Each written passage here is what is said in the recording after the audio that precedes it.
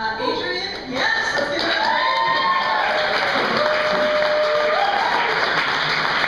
There's a whole lot of pressure on being first, so she's going to do fantastic. She's a selfie addict, and tonight she will describe what brought her selfie journey and the tricks of the trade. Do you want to hold it, or do you want me to put it in? Shame on all of you. Shame on you. My parents-in-law are here.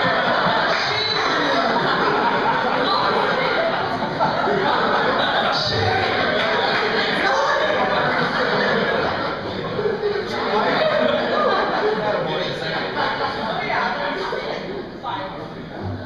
All right. Good. Okay, selfies. So when people hear the word selfies, they think of this, and for good reason. These are all selfies. And the word selfies making a lot of heat lately because of a lot of douchebaggery that is associated with it. But you don't have to be a douchebag to do selfies, and that's what we're going to talk about today.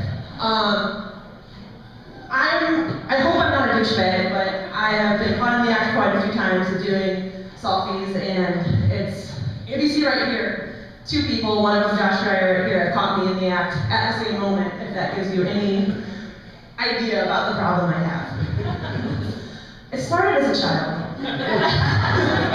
when you're a child, you have almost every moment of your life documented. You have formal portraits such as Christmas, birthdays, creepy Santa, school portraits. So your life is documented for such a long period of time, and there's all these memories you can look back on, and you're the star. And you've been in casual portraits, so every moment, drinking a lot of Coke and having it all over your face, my little Coke bench, at-home perms. Every moment was documented, and especially I was the first grandchild on both sides, so, there's seriously probably about 15,000 photos of me as a child. And then I picked up the camera. That right there is my first photo shoot I ever did with horses and Barbies. And as you can see, not only the pictures of things, but I'd like to turn the camera around and take pictures on the person taking the pictures because they are often left out.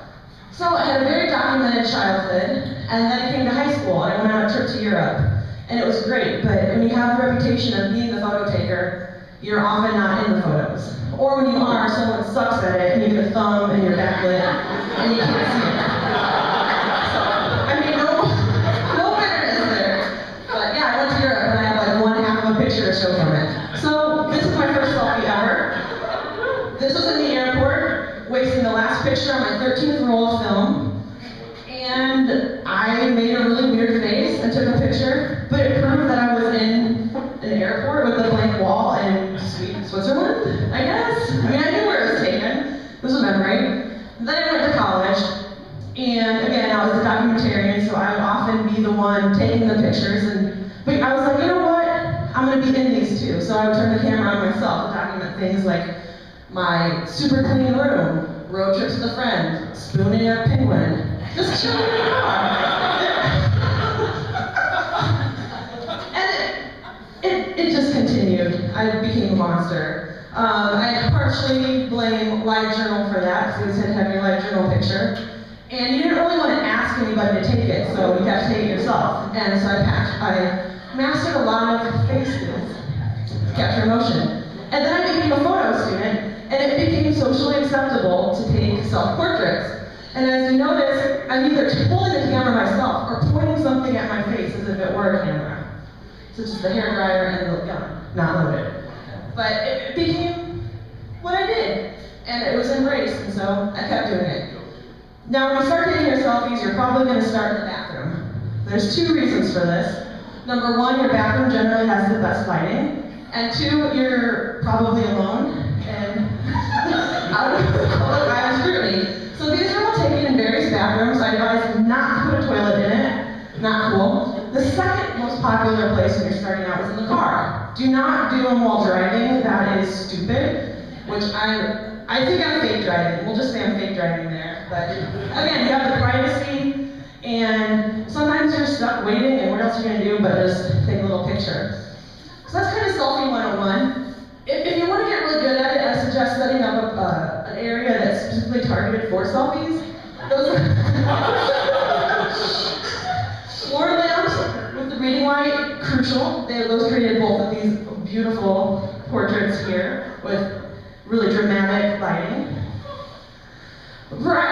There could be a variety of selfies. The artsy holding an apple, hot dogs or leg, the hey, I'm a lawyer, yeah, I really am.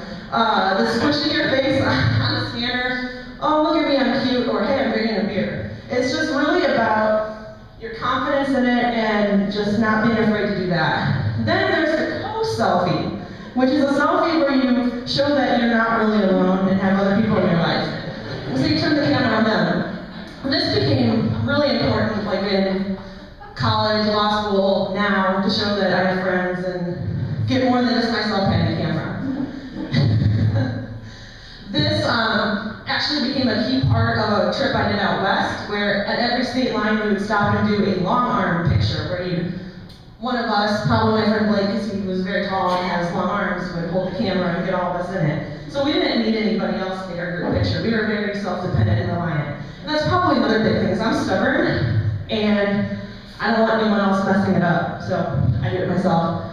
Instagram, as of right now, I counted yesterday, and there were 499 selfies on my account, which now, there's 500. So that just happened. Those people are not me, but they're showing how technology has changed the scope of selfies. The iPhone, even though they're using the front-facing camera, which has been an immense technological achievement in the world of selfies. It's really just changed the life landscape. Now anybody can do it. I mean, anybody can do it. Would these have existed 20 years ago, holding up your film camera? No, I don't think so. But now it can, thanks to technology. It is Geraldo, and he is naked, or in various states of undressed. So here we have it. This slide was actually made like 2 weeks ago, and just this week the Oxford American Dictionary announced that selfie is the year of 2013, so I'm on to something, I guess, but I don't know. You're gonna keep seeing them, so you just gotta get used to it, and don't feel like a douche to take a picture of yourself every once in a while.